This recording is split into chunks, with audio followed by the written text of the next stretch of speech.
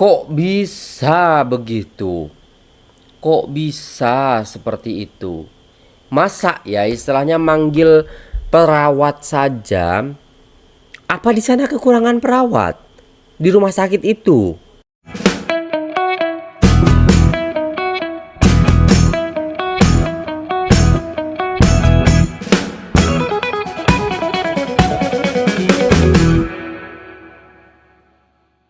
Assalamualaikum warahmatullahi wabarakatuh. Jumpa lagi dengan saya guys, Cak Mujib. Gimana kabar teman-teman semua? Semoga sehat selalu dalam lindungan Allah Subhanahu wa taala, dijauhkan dari segala mara bahaya, malapetaka, bencana dan bala serta berbagai macam penyakit. Amin amin ya rabbal alamin. Alright guys, kali ini kita akan reaksi sebuah video yang sangat menarik sekali. Jadi, ada kejadian yang membuat saya tuh shock sebenarnya tentang hal ini. Kok bisa gitu loh guys ya? Padahal rumah sakit di Malaysia terkenal dengan kebaikannya, terkenal dengan diagnosis penyakitnya. Tapi ada satu masalah di sini ya guys ya. Kita harus tengok ini dari awal sampai akhir supaya tidak salah paham. Karena penjelasannya lumayan panjang ini guys ya. Tanpa berlama-lama, jom kita simak videonya. Let's go. Baru-baru ini tular mengenai seorang individu mendakwa Layanan ibunya buruk dilayan hospital. dengan teruk oleh pihak Hospital Jempol Negeri Sembilan. Melalui video yang dikongsikan, lelaki berkenaan memberitahu pada awalnya ibunya telah dihantar ke Hospital Jempol pada 2 April lalu kerana ibunya mengadu sakit pada bahagian dada. Oke. Setibanya di hospital tersebut, dia mendakwa ibunya perlu mengambil masa selama 4 jam sebelum diberikan wad untuk rawatan lanjut di hospital tersebut. Sebaik sahaja berjumpa dengan doktor, ibunya disahkan dijangkiti COVID-19. Dia sebelum itu mengalami demam pada 4 April lalu dan telah diambil sampel darah. Bagaimanapun, dia dan ibunya mendakwa telah menerima layanan yang teruk daripada pihak hospital Kok sehingga bisa menyebabkan loh? tangan ibunya bengkak kerana menahan sakit. Susulan dari itu, dia nekat membawa keluar ibunya daripada hospital tersebut selepas beberapa hari menerima rawatan di situ. Menurut lelaki itu, dia juga mengambil keputusan tersebut kerana bimbang dengan maklumat buruk yang didengar di hospital berkenaan, termasuklah kemungkinan boleh ditidurkan. Menurut lelaki terbabit, kesemua maklumat dan bukti telah pun disalurkan melalui aduan di sistem pengurusan aduan awam SISPA. Oke. Dalam pada itu, melalui laporan Kosmo, Jabatan Kesihatan Negeri Sembilan JKNNS memberitahu akan menjalankan siasatan terperinci mengenai dakwaan lelaki tersebut ketika mendapatkan rawatan di Hospital Jempol. Oke. Pengarahnya Dr. Zuraida Muhammad berkata, satu jawatankuasa siasatan bebas telah ditubuhkan bagi menjalankan siasatan itu. Kejap, banyak yang komen ternyata guys ya. Selama ini kalau kita lihat ya, rumah sakit di Malaysia itu bagus-bagus gitu kan. Nah kan, kenapa ini terjadi gitu loh guys ya. Negeri Sembilan ya, layanan di Hospital Jempol. Terus ada yang komen di Amira Rose ini, Hospital Jempol memang teruk katanya. Staff nurse semuanya melampau. Saya pernah report sispa juga, tapi take time juga nurse tu datang untuk minta maaf. Layanan sangat teruk, termasuk doktor yang berkali-kali cucuk sampai iya ke? Macam tu ke? Allahu Akbar. Kok bisa gitu guys ya? Berasas atau tak memang ramai yang menyumpah hospital tu dan mengalami pengalaman sendiri. Entah takut tu lah lepas tu hospital tu kenapa tak tahulah. TKTHU apa tu? Entah TKTHU. Tak faham lagi sah. Okey.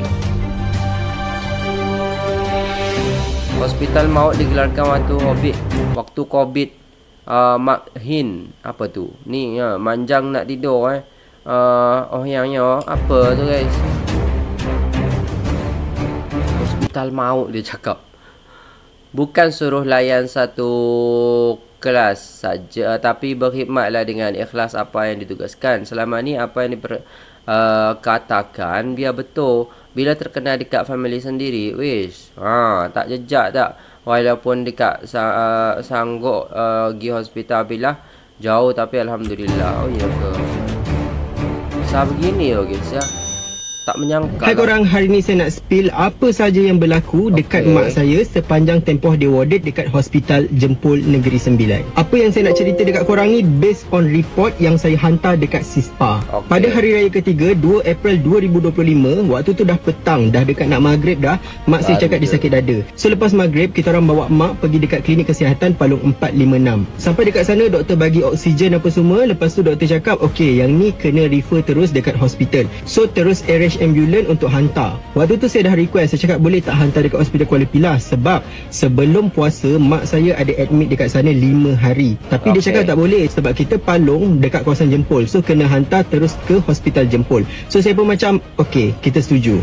Pukul Okey. 8.53 malam ambulans gerak dari klinik kesihatan Palung 456. Semua yang saya cerita ni semua ada masa sebab everything happen dekat sana semuanya saya record. Dekat galeri saya ada video, masa dan juga tarikh. So kalau nak bukti saya boleh bagi. Perjalanan dari klinik kesihatan Palung 456 ke hospital Jempol lebih kurang 1 jam. So kalau gerak pukul 8.53 maksudnya sampai sana sebelum pukul 10.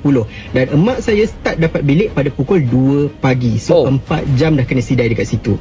Pukul 2 pagi tu mak saya masuklah dekat ward 3B. Keesokan harinya 3 hari bulan 4 tak ada apa-apa masalah. Mak saya menjalani rawatan seperti biasa.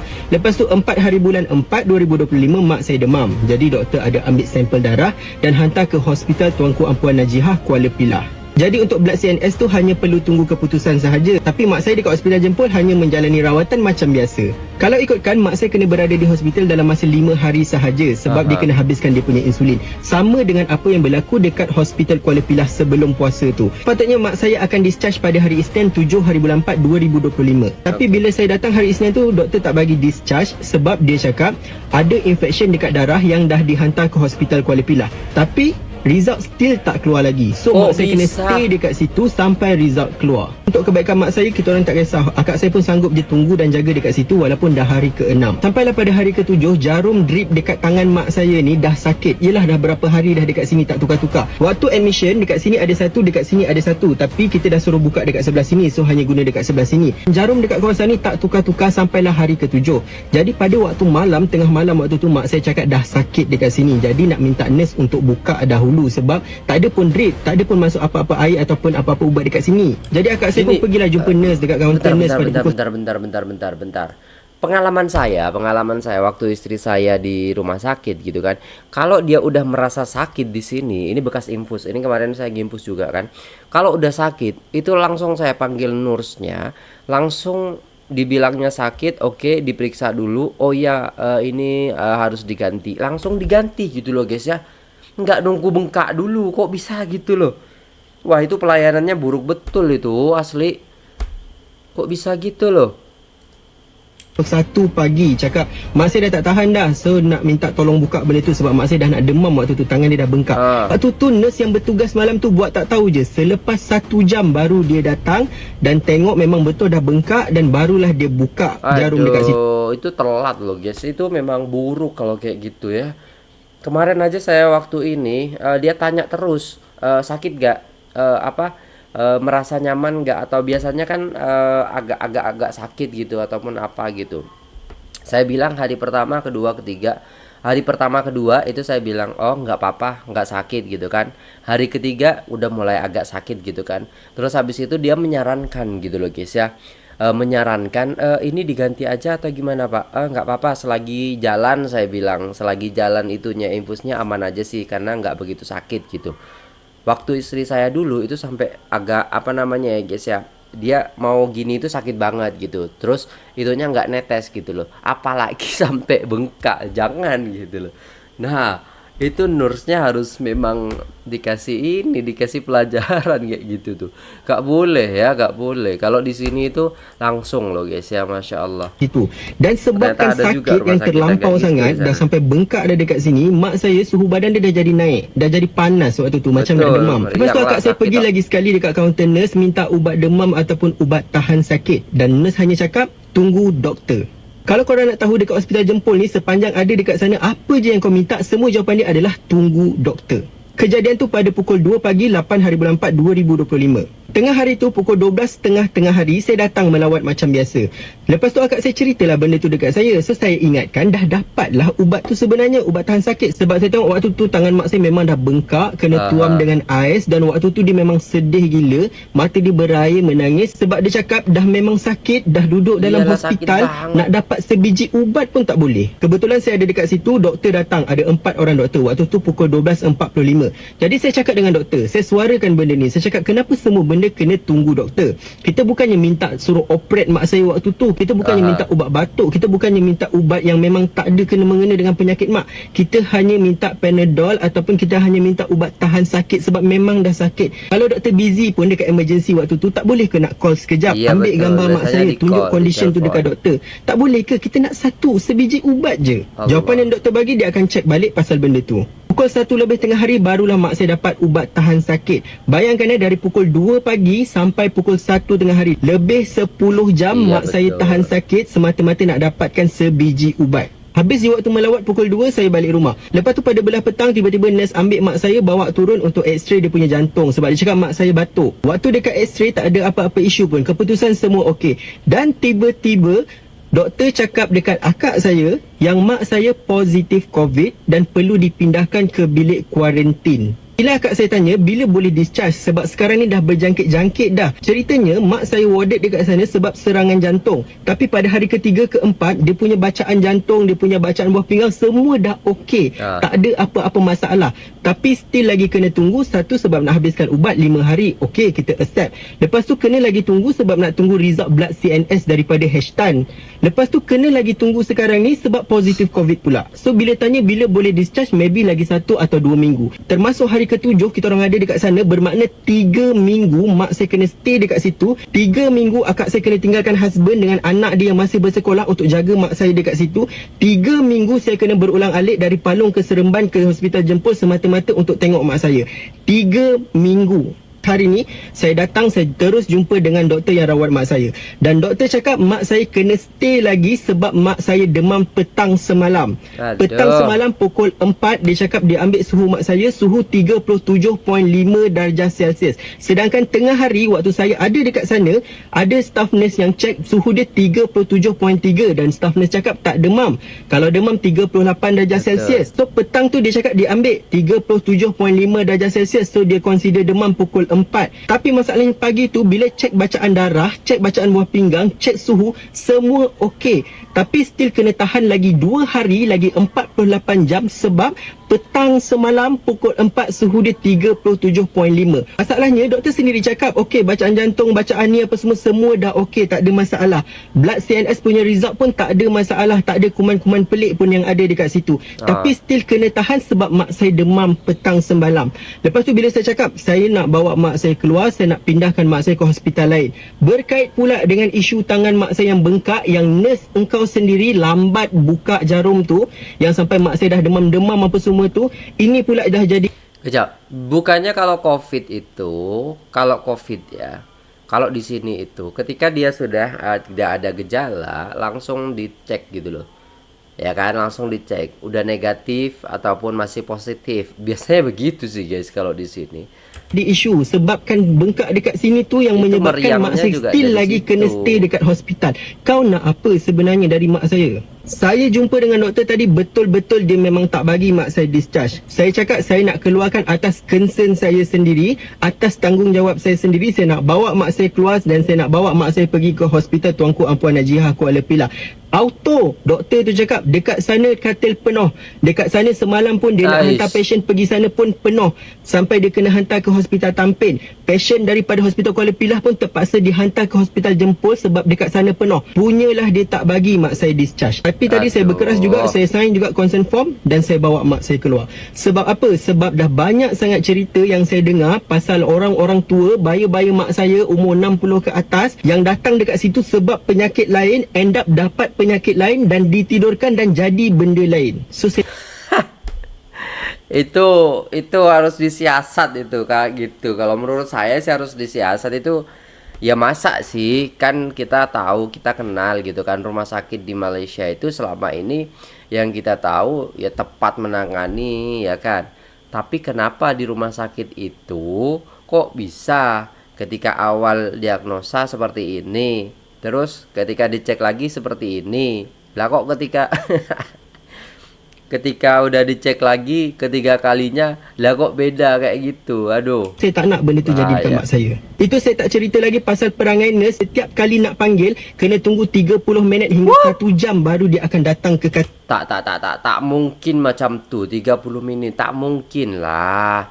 Saya kalau panggil tuh pencet kan, ada tombol kan, pencet dit. Tak sampai 5 minit dah datang. 2 minit dah datang dah macam tu. katil. Waktu dia extend lagi untuk mak saya stay dekat sana, akak saya cakap dia kena balik. Dia tak boleh nak tunggu lagi.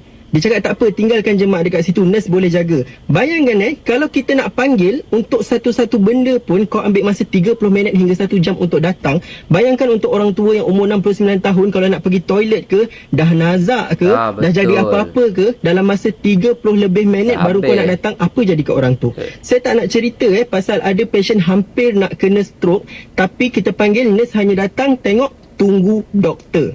Belum lagi patient yang tekan, tarik dia punya bel tu, dalam masa 10 minit baru nurse datang. Apa yang saya cerita ni semua based on apa yang saya nampak waktu saya melawat dan sepanjang seminggu saya ada dekat sana. Ini bukan cerita yang saya dengar daripada orang. Ini semua apa yang saya nampak sendiri. Jadi report kepada SISPA pun saya dah buat. Tadi pun pihak hospital dah call saya untuk datang berbincang balik pasal benda ni. Kalau korang ada pengalaman-pengalaman yang tak best dekat hospital Jempol, korang komen dekat bawah. Saya akan print setiap satu komen korang ni dan saya akan bawa waktu saya meeting dengan pihak pengurusan hospital tu nanti. Saya nak pihak pengurusan sana buka mata dan tahu apa yang berlaku dekat dalam ward. Korang jangan takut. Kita bayar cukai. Gaji-gaji staf-staf kerajaan ni semua dibayar melalui cukai-cukai yang diorang kutip daripada kita. Jadi kita ada hak untuk bersuara kalau kita dapat layanan yang tidak memuaskan. Korang komen je dekat bawah. Cerita je habis-habis apa benda pengalaman ataupun yang korang tak puas hati dekat sana. Kepada nurse dan doktor yang baik, yang betul-betul ikhlas layan dan jaga mak saya, terima kasih saya ucapkan. Tapi kepada nurse yang bertugas malam tu, jangan nak pusing-pusing cerita. Menjawablah korang dengan sis. Oke guys, sudah selesai videonya dan ternyata seperti itu kejadiannya. Aduh. Kok bisa begitu? Kok bisa seperti itu? Masa ya istilahnya manggil perawat saja? Apa di sana kekurangan perawat di rumah sakit itu? Atau memang perawatnya yang tidak peduli sama pasien? Harusnya pedulilah dengan pasien. Jangan seperti itu. Saya aja kalau panggil nurse di sini pun itu cepet banget. Ya, 2 menit aja udah datang mereka. Masa di situ? Ini memang pelayanannya agak-agak memang ngawur sih kalau menurut saya juga. Jadi apa ya guys ya? Apa ya? Maksudnya hal seperti ini tuh jarang terjadi di sana. Tapi kenapa macam tuh? Aduh. Lagi satu, nurse ke dokter atau dokter atau mana-mana penjawat awam yang tak berminat dengan kerja anda, jangan sekat orang lain yang lebih layak dan berminat dengan kerja anda. Baik anda resign, buatlah kerja lain. Ya nurse jenis muka masam tu, baik kau cuci pinggan je kat kedai. Sebab orang tak nampak muka kau yang menyakitkan hati tu. Tak nak nampak macam tu kan. Yelah, ada nurse macam tu ataupun perawat yang macam tu, muka masam, muka cutek macam tu. Memang ada sih. Di sini juga ada, tapi enggak gitu. Maksudnya pelayanan tetap pelayanan mereka itu gitu loh. Mari kita ramai-ramai pantau hospital Jempol. Pantau terus hospital Jempol, pengarah turun padang. Cepat mungkin rakyat dah mengadu, jangan sambil lewat je kan. Assalamualaikum warahmatullahi wabarakatuh. Muhammad, Masya Allah, la hawla wa la quwwata illa billahil aliyyil azim. Kalau nak kerja hospital, tinggallah ikhlas bekerja, bukan kerana duit tapi kerana berbakti kepada masyarakat. Kerja hospital satu pekerjaan yang mulia sebenarnya kerana menjaga nyawa manusia. Memang penat pergi ke situ ke sini, tapi nak buat macam mana dah kerja kan. Kalau tak boleh tahan dengan penat tu, tak payahlah kerja, main phone je kat luar-luar boleh, kat jalan-jalan. Kerja tempat orang tu selalu memang kena tahan lah sikit, betul lah. Percaya apa yang dicakapkan, memang itulah perangai mereka, bukan semua. Ada yang baik dan boleh harap. Ada yang menyombong, tak tentu pasal. Mungkin bermasalah dari rumah, bawa ke tempat kerja. Profesional lah guys kalau nak kerja kan, macam tu lah.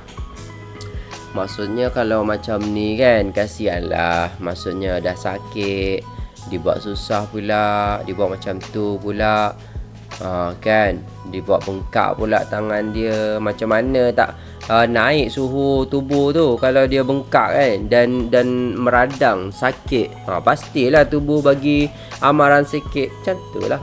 Oke guys, itu dulu videonya. Terima kasih sudah tengok video ini sampai selesai. Jangan lupa like, share, komen, dan subscribe. Saya pamit undur diri. Jangan lupa subscribe Nur Muhammad Channel.